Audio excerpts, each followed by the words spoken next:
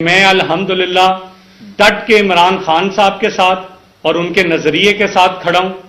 یہ pressure tactics نہیں چلیں گے. میں بالکل اس طرح سے عمران خان صاحب کے ساتھ کھڑا ہوں جس طرح سے میں اس دن کنٹینر پہ کھڑا تھا جب ان پہ گولیاں چلائی گئی.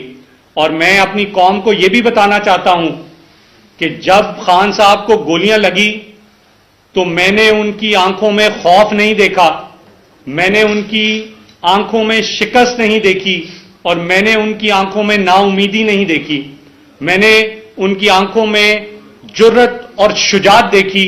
میں نے ان کی آنکھوں میں اس قوم کا روشن مستقبل کی امید دیکھی. تو میں کیسے چھوڑ دوں ایسے شخص کو جس کو میں سمجھتا ہوں کہ اس قوم کا وہ مسیحا ہے. خون مظلوم زیادہ نہیں بہنے والا, ظلم کا دور بہت دن نہیں رہنے والا. ان اندھیروں کا جگر چیر کے نور آئے گا, ان اندھیروں کا جگر چیر کے نور آئے گا. تم و فرعون تو موسیٰ بھی ضرور آئے گا. تو خدا کی ذات کو گواہ بنا کے کہتا ہوں کہ میں نے قومی دولت کو نہیں لوٹا. میں نے جو مجھے منصب ملا اور جو قوم کا پیسہ تھا میں نے اس کو امانت سمجھ کے خرچ کیا. یہ فیصل آباد میں میرے حلقے میں 14 ٹینڈر ہوئے, جن میں سے 13 بلو پہ ہوئے اور ایک ابو پہ ہوا. جو ابو پہ ہوا وہ 0.01 ابو پہ ہوا, یعنی بہت منیمل. اور جو بلو پہ ہوئے وہ 22% بلو پہ ہوئے, وہ 24% بلو پہ ہوئے. آپ ذی شعور سمجھدار لوگ ہیں, آج عوام کو بے وقوف نہیں بنایا جا سکتا. میں لوگوں سے پوچھتا ہوں کہ یہ کیسی کرپشن ہے, یہ کیسے کک بیکس ہیں جو 24% بلو پہ ٹھیکے کروا کے میں نے حاصل کیے ہیں. اور میں یہ چیلنج کرتا ہوں, ان کے پاس میری CDR موجود ہے, فون کا ڈیٹا موجود ہے, محمد خان بھٹی صاحب کے گھر کے باہر CCTV کیمراز موجود ہیں. اگر یہ صرف یہ ثابت کر دیں کہ میں کبھی محمد خان بھٹی صاحب کی رہائش گاہ پہ گیا ہوں, کبھی گیا ہوں, تو میں اپنے آپ کو قصوروار سمجھوں گا. تو خدا کی ذات کو گواہ بنا کے کہتا ہوں کہ میں نے قومی دولت کو نہیں لوٹا. میں نے جو مجھے منصب ملا اور جو قوم کا پیسہ تھا میں نے اس کو امانت سمجھ کے خرچ کیا.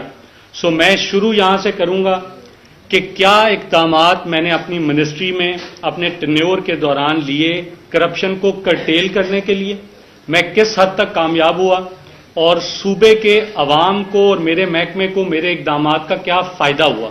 اس کے بعد میں اس پہ بات کروں گا کہ اس سازش کے پیچھے کون ہے, اور پھر اس پہ بات کریں گے کہ اس کے پیچھے موٹیو کیا ہے. سب سے پہلے تو میں یہ بتاتا ہوں کہ موٹے طور پہ دو الزامات لگے, ان کی ڈیٹیل میں آگے آتا ہوں. پہلا الزام تو یہ ہے کہ جو ٹھیکے ہیں ان میں کرپشن ہوئی, کیونکہ CNW کا کام سڑکیں بنانا ہے, اس میں صاف ظاہر ہے ٹینڈرنگ ہوگی. اور دوسرا الزام یہ لگا کہ ٹرانسفر پوسٹنگ کے لیے تو میں صرف اتنا کہنا چاہتا ہوں کہ یہ نہ میں سائننگ اتھارٹی ہوں.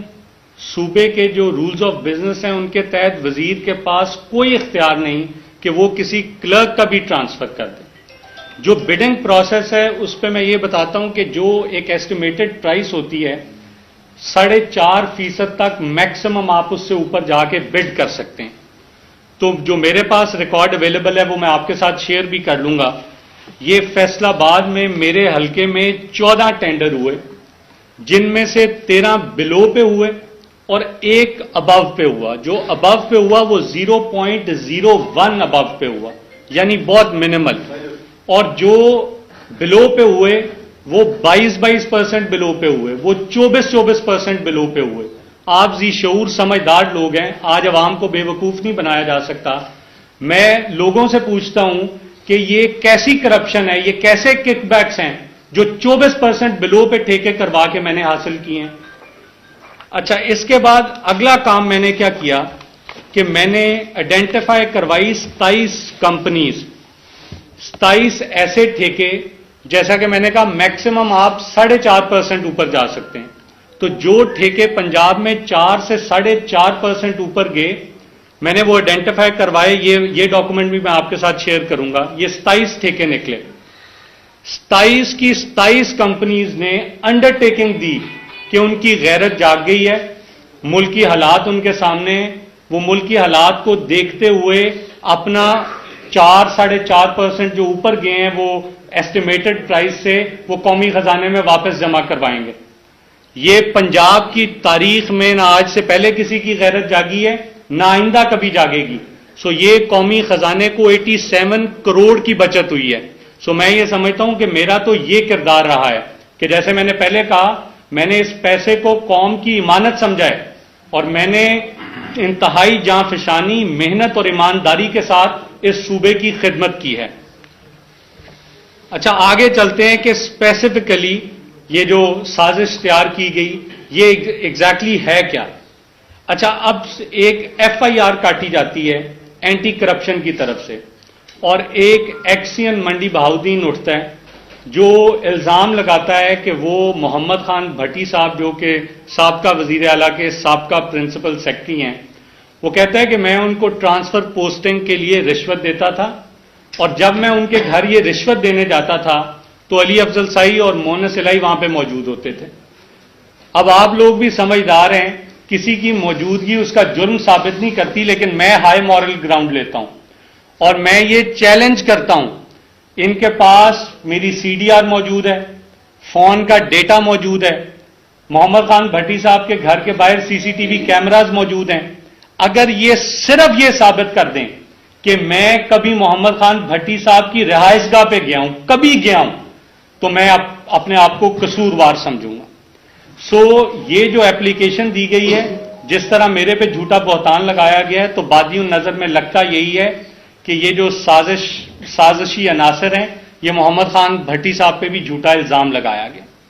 اچھا اب اگلا اس میں FIR میں میں ایکیوز نہیں ہوں, میں یہ بھی واضح کر دوں. FIR میں میرا رول صرف اتنا ہی بتایا گیا کہ جب محمد خان بھٹی صاحب کو ٹرانسفر پوسٹنگ کے لیے پیسے دیے جاتے تھے تو میں وہاں پہ موجود ہوتا تھا. میں یہ بھی واضح کر دوں کہ جو 4 یا 5 پیمنٹس اس میں FIR میں بتائی گئی وہ میرے ٹینیور کی نہیں ہے.